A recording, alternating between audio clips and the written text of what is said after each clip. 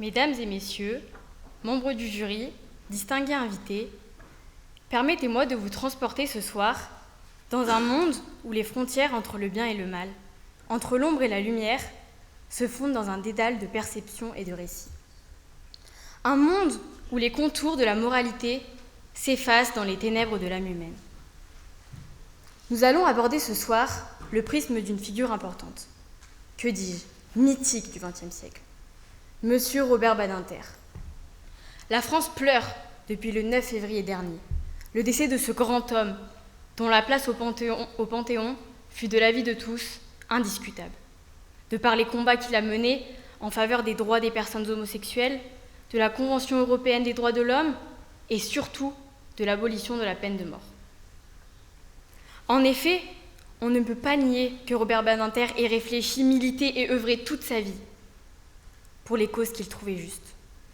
Mais est-ce que parce que lui les trouvait justes, nous devrions tous les trouver justes? Sur l'abolition de la peine de mort, de tout temps les avis ont divergé. Et c'est principalement de ce sujet que nous allons débattre ce soir. C'est cette deuxième position nuancée que je vais défendre. Et je sais que parmi vous, chers membres du jury et chers invités, je ne me ferai pas que des amis. Certes, nous pouvons applaudir le plaidoyer empathique de Robert Badinter sur la peine de mort du 9 octobre 1981. Et je laisserai à ma chère consoeur le soin de vous narrer la noblesse de son combat. Mais il est temps de se confronter à une réalité dérangeante.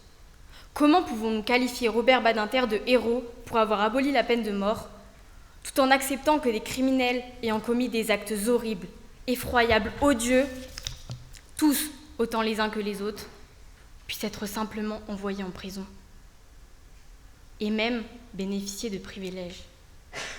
Car oui, chers amis, en 1985, M. Badinter offre aux 41 500 délinquants et criminels incarcérés en France de belles télévisions. Est-ce de la compassion ou de l'aveuglement? Permettez-moi de vous rappeler que ces individus ne sont pas de simples citoyens, mais des êtres ayant commis des actes inhumains. Ce confort en prison vous semble anecdotique? Non, c'est une insulte à la mémoire de leurs victimes, une injure à la douleur des familles endeuillées. Aujourd'hui, je ne suis pas qu'une simple élève qui se tient devant vous, mais une citoyenne française déterminée à plaider contre l'inacceptable, l'inconcevable. C'est une honte, une immense honte que la compassion soit trop souvent réservée aux coupables plus qu'aux victimes. J'exige que ces dernières en bénéficient davantage. Transportons-nous à travers les méandres de l'histoire juridique, d'un principe ancestral, la loi du talion, le fameux œil pour œil, dent pour dent. Une idée puissante qui résonne encore aujourd'hui dans nos consciences. L'idée d'une justice équilibrée, où la punition s'accorde parfaitement aux crimes commis. En regardant en arrière, nous voyons cette loi du talion se manifester dans le royaume de Babylone. Et si je vous disais que cette notion n'est pas totalement obsolète dans notre monde moderne? De nombreux pays pratiquent encore la peine de mort. Les États-Unis, le Japon, l'Inde, Taïwan ou même Singapour. Prenons l'exemple de ce dernier pays, bien connu pour sa sévérité à l'égard de toute forme de crime. Selon le ministère des Affaires étrangères, la criminalité est minime à Singapour. Il est possible pour les habitants, comme pour les touristes, d'y circuler librement, sans risque à toute heure du jour ou de la nuit. En effet, aux criminels potentiels, le message est clair. Leurs actes seront jugés, sans faille, sans détour, à la mesure de leurs crimes, chaque jour. Mais alors, pour nous en France, je vous pose cette question. Devons-nous accepter ces crimes en ayant de la compassion pour les criminels, pour les déséquilibrés, pour les infâmes? Laetitia Perret, une belle jeune femme qui aurait tant aimé profiter de sa jeunesse, comme toute adolescente de 18 ans. Étranglée et démembrée. Samuel Paty, marié et père d'un petit garçon, enseignant investi et amoureux de son métier, assassiné. Lola, seulement âgée de 12 ans, violée et torturée. retrouvée dans une malle. La petite Fiona, 5 ans, battue à mort par sa mère et son compagnon. Stéphane, Nick, Thomas, Guillaume, Maxime, Hélène, Nathalie, Quentin, Élodie, Claire, Baptiste, Anne, Alban, Romain.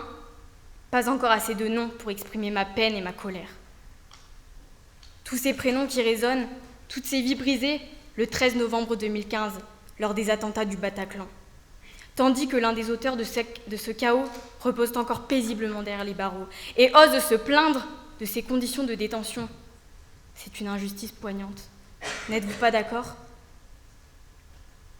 Devons-nous laisser les coupables en paix dans leurs cellules, en attendant par je ne sais quel miracle qu'ils deviennent des êtres meilleurs ? Je pense que Robert Badinter a commis une erreur intellectuelle majeure, confondre philosophie et justice. Et au-delà, y a-t-il pire faillite de la justice et des beaux idéaux de M. Badinter qu'un criminel réinséré replonge dans le crime, qu'un meurtrier prenne à nouveau une vie, brise à nouveau une famille, qui ne s'en remettra sûrement jamais ? Les exemples sont nombreux. Guy Georges, le sinistre tueur de l'Est parisien. 7 femmes tombées sous ses mains, quel destin. Condamné pourtant, il persiste dans le crime. Francis Holm, le routard du crime, tuant sans répit. Michel Fourniret, tueur en série, des vies fauchées, un sombre itinéraire. Tous condamnés, oui, mais à des peines de prison. Trouvez-vous cela adapté pour des criminels si sombres ? Notez également que certains divergent de l'opinion de Badinter. Emmanuel Kant, dans Doctrine du droit, qui débute la métaphysique des mœurs, défend la peine de mort au motif que le châtiment doit être égal au crime, un argument simple, difficile à contrer. Ce défenseur acharné de la liberté et de la dignité humaine embrasse la légitimité de la peine de mort.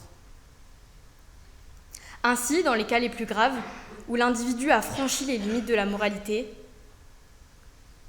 il mérite la peine fatale. Je connais les arguments que ma chère consoeur ne manquera pas de vous expliciter. La peine de mort n'est pas dissuasive, elle ne fait pas réfléchir, elle ajoute du sang sur du sang. Ces arguments ont leur part de vérité, mais se heurtent à la dure réalité des crimes commis au sein de notre société. Si l'on considère que la justice équivaut à une balance de réparation, il est logique que face au meurtre de l'innocent, elle endosse la robe de la vengeance légitime. Cette vengeance, ou devrais-je dire ce privilège, et oui, car il y a bien là une part de vérité.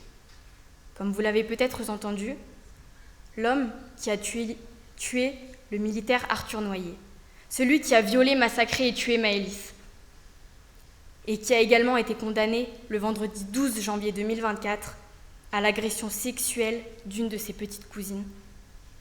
Ce même homme est allé jusqu'à construire sa vie personnelle en prison, a séduit une jeune femme sans doute obsédée par les criminels. Et ils ont décidé de copuler. Oui, copuler, mesdames et messieurs. Et ont eu un bébé. Ouvrez bien vos oreilles. Nordal Lelandais, l'assassin de la petite Maëlys de Arrojo, le cauchemar des familles des victimes, est papa aujourd'hui depuis 2 mois. En vous en parlant, mon cœur se serre. Et si vous vous demandez s'il pourra voir son enfant, la réponse est oui. Il n'en sera pas privé. Oh non, bien au contraire. Ce bon petit papa pourra également cajoler son enfant, regarder la télévision et faire des jeux avec lui. Et Maëlys dans tout ça ? Maëlys, tu étais une princesse à qui on a arraché la vie. Tu ne pourras plus jamais ressentir la douce étreinte de l'amour, ce sentiment si précieux qui façonne nos vies pour toujours. Tu ne connaîtras jamais le bonheur inouï de devenir mère. En revanche, celui qui t'a ôté la vie, lui, est en train de vivre pleinement cette félicité. Je ne sais pas vous, mais moi, j'ai mal, j'en ai des frissons. La réforme de la justice voulue par M. Badinter a causé de la souffrance pour les victimes. Ces souffrances sont bien réelles, croyez-moi. Car lorsque l'on interroge les Français, 50% d'entre eux aujourd'hui, soit la moitié des personnes présentes dans cette salle, sont favorables au rétablissement de la peine de mort. Un chiffre en hausse constante depuis les années 2000. Fallait-il qu'en 5 ans de ministère, Robert Badinter favorise autant les criminels au point d'en devenir leur prophète? Sérieusement, la prison est une forme de torture? Avec les belles télévisions offertes par M. Badinter? Enfermer des individus qui aspirent à la liberté, est-ce bien raisonnable? Ne serait-il pas temps de remettre en question cette pratique? Peut-être devrions-nous envisager sérieusement l'abolition des prisons. Vous y avez pensé? Mais oui, c'est cela, abolissons les prisons. Alors que nous contemplons l'œuvre de Robert Badinter dans le panorama judiciaire, il est crucial de se rappeler que même le pardon a ses limites. Ne laissons pas les larmes des coupables éclipser les cris des victimes. Car dans cette danse éternelle entre rédemption et responsabilité, chaque geste de clémence trop ample menace de fissurer les fondations de nos êtres. Gardons en mémoire que la balance de la justice doit se ranger du côté des victimes. Ce soir, c'est à moi, à vous, à nous, cher public et cher jury, de ne jamais les oublier.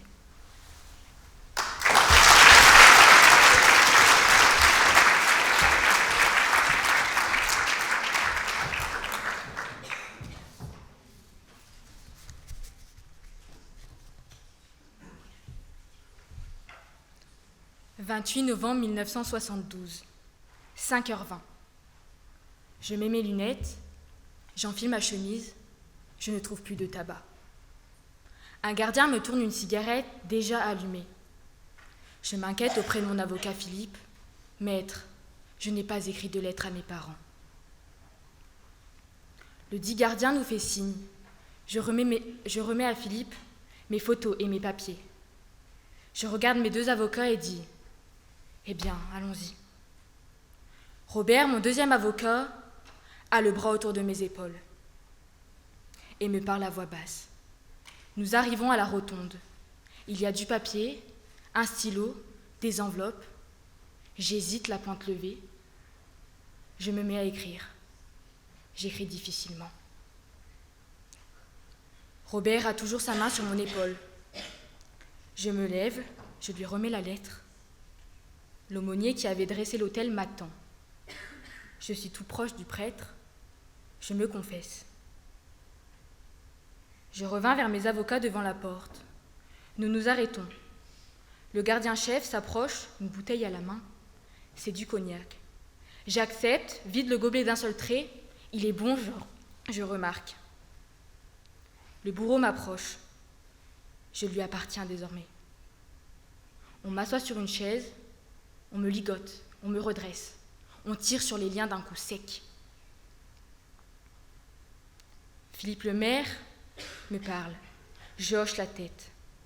Philippe m'étreint et Robert Badinter m'embrasse à son tour. La porte s'ouvre. Je pense une dernière fois à ce crime que je n'ai pas commis. Clac! Le claquement sec de la lame sur le butoir. C'est fini, je suis mort. Ce que je viens de vous décrire n'est pas la description d'un film d'horreur, mais bien celle de la peine de mort. Cet homme, Roger Bontemps, a été coupé en 2. Une vie arrêtée, une vie stoppée, une vie qui aurait pu être la mienne, celle de Madame Boulot, celle de Monsieur Éthéocle, de Madame Nicolas, de Monsieur Moulin, ou bien celle de Maître Tessier. Au procès comme vous, il était assis attendant fébrilement de savoir si son existence allait être injustement interrompue, lui qui n'avait pas tué. Cette affaire, fondement du combat de Badinter contre la peine de mort, qu'il relate dans son ouvrage L'exécution en 1973, nous décrit la triste réalité d'un système meurtrier. Comment la France pouvait-elle se vanter d'être le pays des droits de l'homme lorsque des erreurs irréparables étaient commises sous son regard? Dans ces ténèbres, la citation de Voltaire résonne avec une clarté frappante. Il vaut mieux risquer de sauver une vie que de condamner un innocent. Oui, je le crois, je le clame. Mieux vaut être du côté d'une justice qui pardonne et qui répare, plutôt que de sacrifier des vies innocentes sur l'autel d'une justice aveugle et injuste. Ces règles prétendent que la seule réponse à la violence est la violence elle-même. Œil pour dent, œil pour œil, dent pour dent. Une doctrine que ma consoeur a l'air de bien connaître. Mais est-ce cela le souhait de la France aujourd'hui? Est-il judicieux de perpétrer les erreurs du passé, de perpétuer ce cycle infernal de souffrance et de désespoir? N'oublions pas que cette doctrine n'a que pour résultat de multiplier le mal. La vraie grandeur de l'homme réside dans sa capacité à pardonner, à offrir une lueur d'espoir, même au plus sombre des âmes, et de croire toujours, comme Robert Badinter, à la rédemption des criminels. De plus, aucune étude ne prouve que la peine de mort permet de réduire la criminalité et quel est l'effet dissuasif que ma consoeur lui attribue. Au contraire, au Canada, par exemple, le nombre d'assassinats a diminué depuis l'abolition de la peine de mort en 1976. En plus d'empêcher aucun délit, la peine de mort est injuste, inhumaine, parfois arbitraire, mais surtout irrévocable. Et c'est bien le problème. En effet, des erreurs judiciaires ne peuvent être jamais totalement exclues. Lorsqu'une personne a été exécutée, il n'y a pas de retour en arrière possible. Depuis 1973 aux États-Unis, 164 personnes condamnées à mort ont été libérées après la preuve de leur innocence. Ces 164 innocents ont fort heureusement échappé à la peine capitale. Mais tout le monde n'a pas eu cette chance. En 2022, un tribunal de Pennsylvanie a reconnu l'innocence d'Alexander Maclay Williams, alors qu'il avait été exécuté à 16 ans.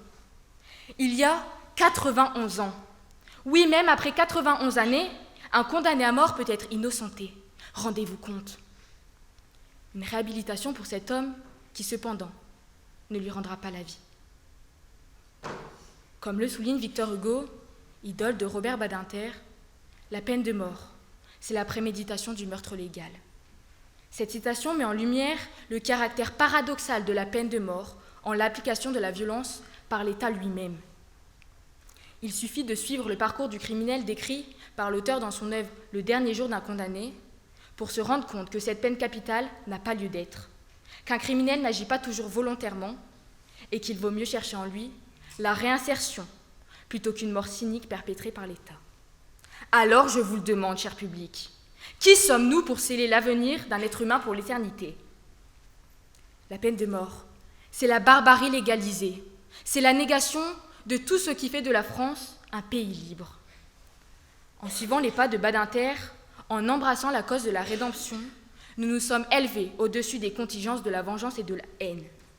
Nous nous sommes engagés sur le chemin de la véritable justice, celle qui ne se limite pas à punir les coupables, celle qui réside dans la réparation des torts, dans la réhabilitation des âmes égarées, dans la reconnaissance d'une dignité humaine. Chères consoeurs, vous me faites honte. Vous me faites honte en prétendant devant nos professeurs, devant nos proviseurs, devant nos familles, devant nos camarades, devant une éminente avocate, que Robert Badinter est un prophète des criminels, alors que loin d'être un apologiste de la criminalité, Robert Badinter est en réalité un défenseur acharné de la mémoire de la Shoah.